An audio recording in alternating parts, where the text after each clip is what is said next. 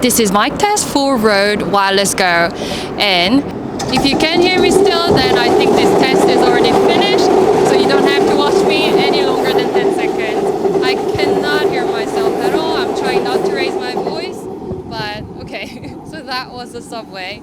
I'm gonna get out of this bridge because it's really narrow, so let's go.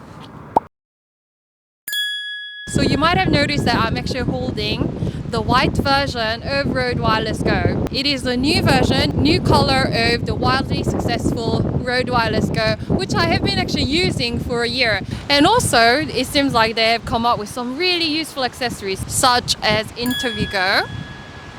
So you can actually stick it like this.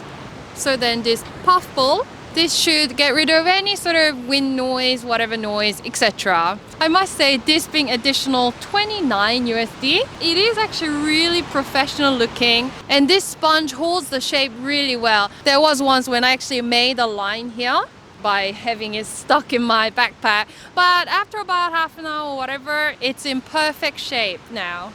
But of course, with Rode Wireless Go, it is the portability that really make it stand out against the crowd. This is my usual YouTube setup. I use Rode Wireless Go with my Sony Alpha 6400, and usually I have the receiver actually stuck on the string rather than blocking my screen. And another setup that I often use is with my vlogging camera. So what I'm gonna do is actually just take it out, and it has the flipper. So I'm just gonna pop it here and see whether, you can hear the sound any differently. And with gents or ladies wearing white shirt, it will get camouflaged very well with your classic shirts. And of course it comes in black. Black is the original color that it came in, and it goes super well as well. I think you can hardly notice it in my blouse, sort of. So Rode Wireless Go actually comes in this tiny little box, which is really cute. And inside the box, there are two USB Type-C cable for you to charge. And also inside the box, there is a pouch, as well as this furry thing that is supposed to be able to get rid of any wind sound. But yeah, I don't really think it sticks very well. Like, it gets lost very easily, so I just don't use it at all. However, what I usually find most useful is this Lav Go. In fact, I have been using the black one, although after about a year, I don't know whether you can see, after about a year, it is actually sort of chipped at the side. Now let me just plug this in to Wireless Go, and I think now immediately you pick up the voice from my Lav Go. And when I do voiceover at home, sitting in my room, and I use the Lav Go mic and stick it with an adapter that you can actually just pick up from Amazon randomly. This is not from Rode, but this is just picked up randomly.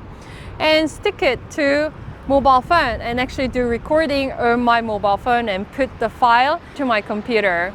That way I can somehow get the voiceover done very clearly. The final accessory that I want to show you guys is MagClip Go.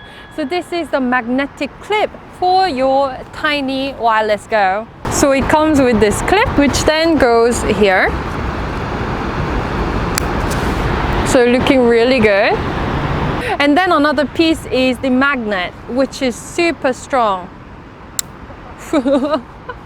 To show you guys how strong it is, I'm actually gonna not even put it here, which you can, but actually put in here. So the cloth is actually really thick, and it's basically perfectly attached to the jacket.